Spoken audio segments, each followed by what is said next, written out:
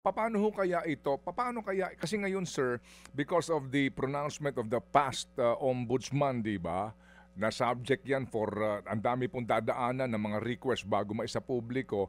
Kayo po, anong proposal ho ninyo para po mangyari 'yan na inyong kagustuhan po na hindi na po pahirapan ng publiko sa pagkuha ng SALN ng bawat miyembro po ng Kongreso, sir? Ted, matanong ko lang, ombudsman po ba ang nagsabi na Nung una, um, dati. dapat dumaan sa proseso bago i-disclose yung Yes, salin? opo. Dati po, siya nagsabi na ginagamit daw ho ito, no, bilang kumbaga ang sabi ho nung una parang ang ginagamit daw po ito para patakutin ang ilang mga public official, may mga ganun po siyang statement before eh. Kaya nga nagkaroon din ng lakas na loob ang lahat na hindi po isa publiko ito kasi nga may mga panuntunan na dadaanan bago ilabas sa publiko. Kasi ho dati nga kaninyo, yaan eh sinasa publiko, ang daling kunin yan eh. So sige, so moving forward po, paano kaya ito? Ano po yung panukala? Yes, dapat talaga no. I don't think there is a reason why it should be kept private. Kasi kung itatago lang yung salin, Ted, para saan pa yung salin namin? 'Di ba? It's a declaration na iyan ang iyong pag-aari para makita ng taong bayan Mm, kung transparent ba tayo o hindi. Otherwise, bakit pa kami nagpa-file ng salin kung hindi okay, namin isa sa publiko to? Ang opo. tanda ko nga, every year, aside from every year, dapat kami mag-file ng SALN. Pagpasok namin sa Kongreso, pag bago kang halal, kailangan mo ulit Mm, mag-file ng updated SALN at hindi ka nga makakasweldo kung hindi ka nga mag-file ng SALN eh. opo. So dapat talaga isa publiko to. Walang Okay. reason na itinatago ito ng sikreto, Ted. Okay, sige po. Pangalawa po, full public disclosure as provided for in our Constitution, ano po, ha? Article 6, dapat lahat ng miyembro ng Kongreso meron pong full disclosure sa inyong business interest, sa mga connection po sa mga, well, contractors, po, Yes. etc. Yung pong full disclosure na dapat din po, nandun nga yan sa SALN. Opo, yung full disclosure na ganyan. Kayo po, anong pong take nyo po doon? Definitely dapat kasama 'yon.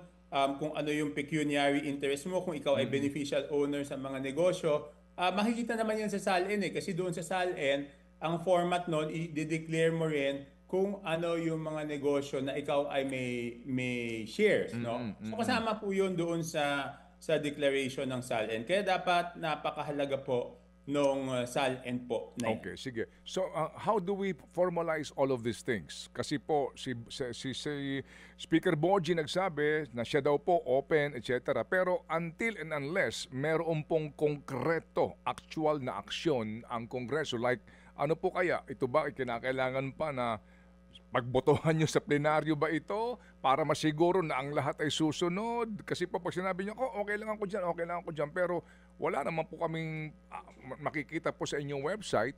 Paano kaya ito? How do we make this happen, Congressman Toby? Hindi, syempre the best way is isabatas yan. No? Kaya alam mo naman, Ted, pag sinabi natin isabatas, hindi yan bukas, di ba? Hindi yan sa isang linggo.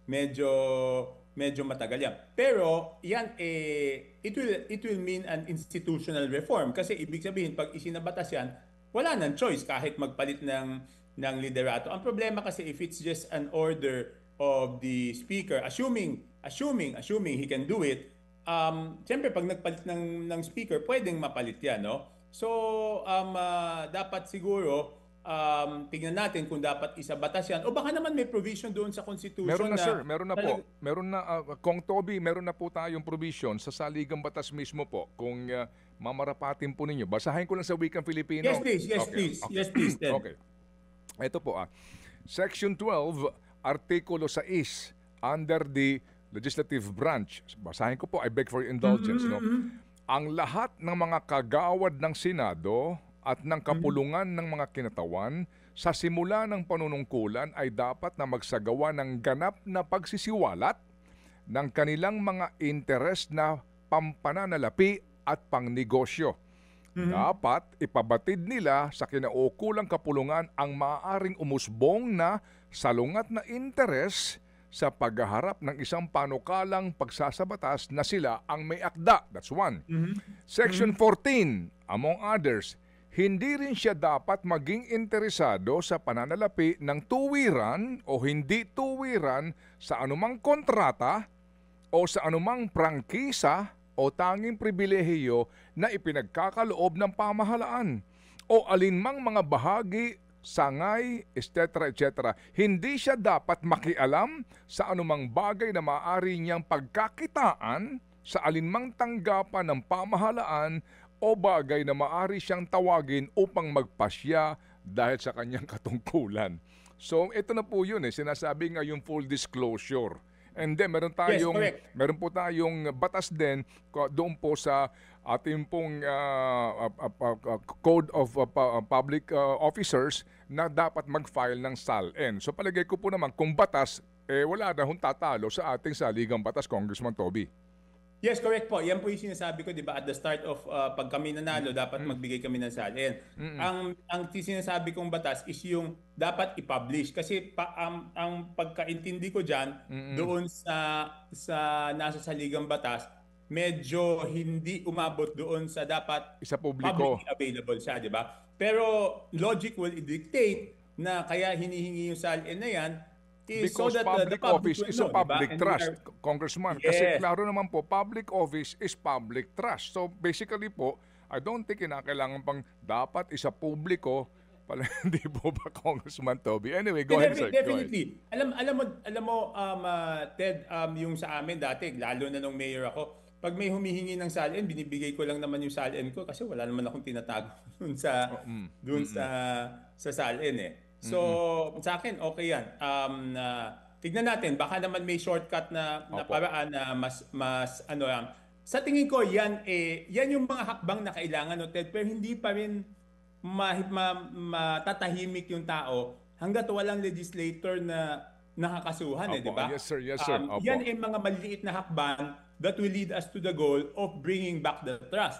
Pero yung tinignan ko yung sentimiento ng rally nung linggo, talagang gusto nila may managot kasi doon sa mga kababayan natin parang tumbok na nila kung sino may kasalanan, di ba? So parang they will not stop less than may mapangalanang legislator. Yun ang tingin, yun lang naman ang pananaw ko, Ted. Mga kapatid, brothers and sisters, saan ka pa? Dito na tayo sa totoo. Dito na tayo sa True FM. Mga kapatid, mag-subscribe and follow po kayo sa social media accounts ng True Network PH. Yan po kami, hanapin nyo lang True Network PH, Facebook, Instagram, YouTube, TikTok, and podcast. Mapa Apple or Spotify man yan, mahahanap nyo kami. Lahat ng mga napapanood at napapakinggan nyo po sa programa, nasa social media accounts namin yan. So, paano mga kapatid? See you sa social media!